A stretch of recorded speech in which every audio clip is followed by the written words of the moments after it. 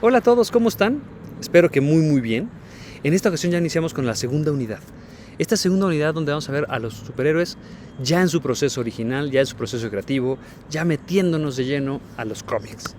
Pero para ello, pues primero hay que ver la prehistoria de los cómics. Es decir, qué pasaba antes de los cómics que llevó a los grandes creadores, ¿no? a Jerry Siegel, a Jack Kirby, a Stan Lee, a crear estos grandes héroes. Así que veamos esta pequeña presentación, este pequeño video, y después analicemos un poquito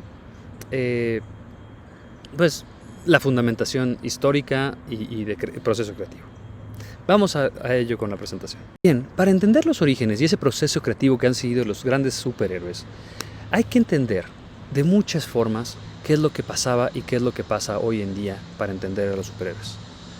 Primero, ¿quién fue el primer superhéroe? La mayoría, la tradición, creemos que fue Superman. En realidad hubo alguien a quien se le dio mucho peso, como si fuera un superhéroe, y que en realidad representaba a cierta parte del antihéroe e incluso del villano. Este primer superhéroe que fue categorizado así en ciertas novelas, historias, cuentos, cómics, se llamaba Spring Heel Jack. Este hombre, si lo pueden ver a primera mano, ¿a quién le recuerda? Sí, claro, a Batman. Es la imagen viva de Batman. Pero Spring Heel Jack es de 1837 y se le denominaba el terror de Londres. ¿Qué pasa con el terror de Londres? El terror de Londres lo vuelve en una novela en 1840. Y su primer cómic fue en 1878 en The Voice Standard, era un periódico de Inglaterra. Sin embargo, este gran héroe no se le considera un superhéroe, a pesar de que mucha gente decía que echaba fuego por la boca, a pesar de que podía saltar muy alto, a pesar de que podía tener ciertos superpoderes. En realidad, este superhéroe fue un supervillano. ¿Por qué? Pues, según cuenta la historia, y los invito a buscarla en varios lados, era en realidad un villano. Atacaba a mujeres que andaban en la vida galante, a mujeres que andaban solas por la noche y que hacía valer, entre comillas, por eso digo que es un antihéroe, ciertos valores de la época. Es decir, los valores hasta cierto punto machistas, hasta cierto punto pues de género, sexistas, etc. Y por eso atacaba a estas mujeres. Siempre mujeres que habían tenido algún acto que fuera en contra de la moral. Sin embargo, en estos dos lugares, tanto en la novela como en el cómic, se les consideró como un superhéroe. A partir de ahí, vinieron los primeros indicios de los cómics. Por ejemplo, en 1911 a 1919, esta revista, Una princesa de Marte. Seguramente la conocen como John Carter, la película que sacó Disney y que está basada en cómics. En esta película lo que vamos a ver es conflicto de clases, lucha de poder, lucha contra el crimen organizado. Y no solamente sale John Carter, sino Tarzán the Ape-Man, el espantapájaros, el zorro.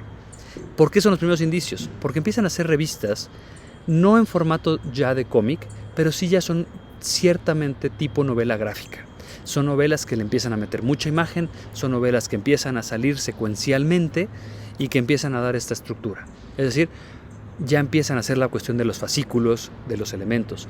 Todavía no es un cómic, todavía no es una novela gráfica, pero empiezan a hacer esos primeros indicios. Y a partir de ahí hay tres historias que le dieron sentido a los superhéroes. La primera, la canción del desierto. Toda la cuestión del romance dentro de los cómics, toda la cuestión fantástica. Por otro lado, Amazing Stories, historias de excelentes autores literarios como H.G. Wells, como Julio Verne, como Edgar Allan Poe, que empezaban a mezclar historias dentro de una misma revista, como pueden ver en este modelo de abril del 26, que valía 25 centavos y tenía historias de los grandes literarios.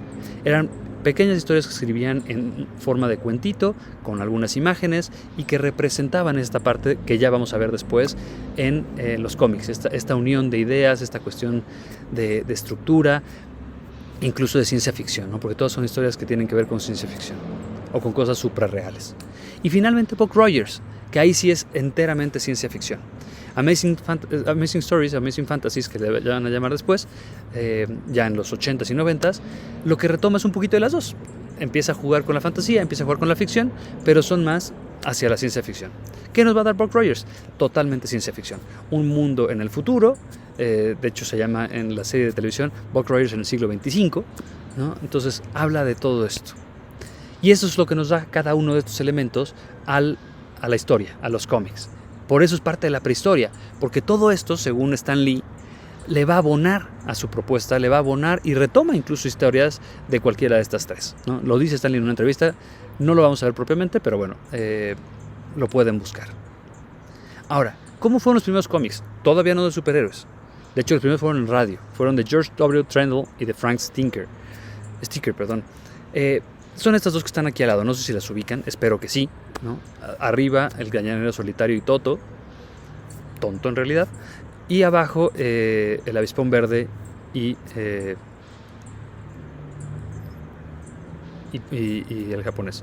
Estas son historias cotidianas, siempre van en parejas, siempre van en historias y se van narrando. Es decir, empieza ya esa función de la narrativa en el radio. De narrativa en un cómic, se empiezan a hacer esas estructuras, te ponen la escena, te narran lo que pasa. Siguiente escena, te narran lo que pasa.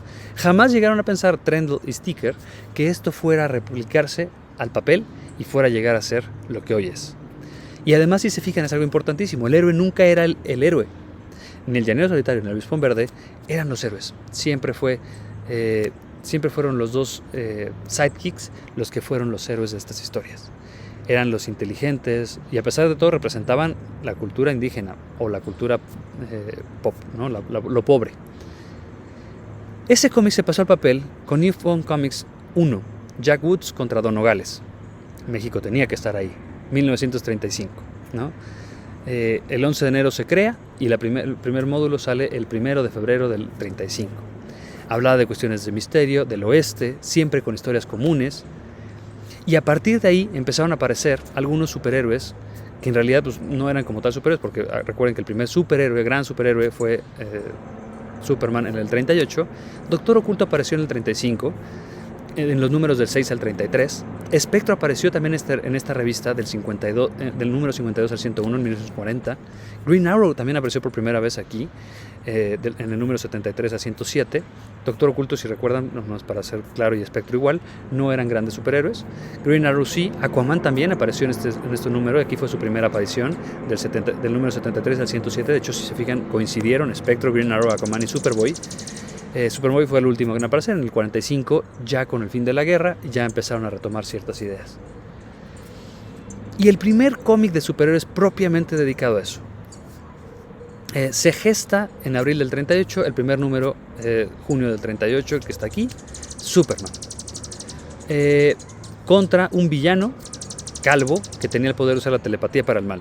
¿Saben a quién me refiero? Espero que sí. Si no, lo dejamos para la clase. ¿Y qué representa? Un hombre del espacio que viene a salvar a la humanidad. ¿Quiénes son los creadores? Jerry Siegel y Joe Shuster.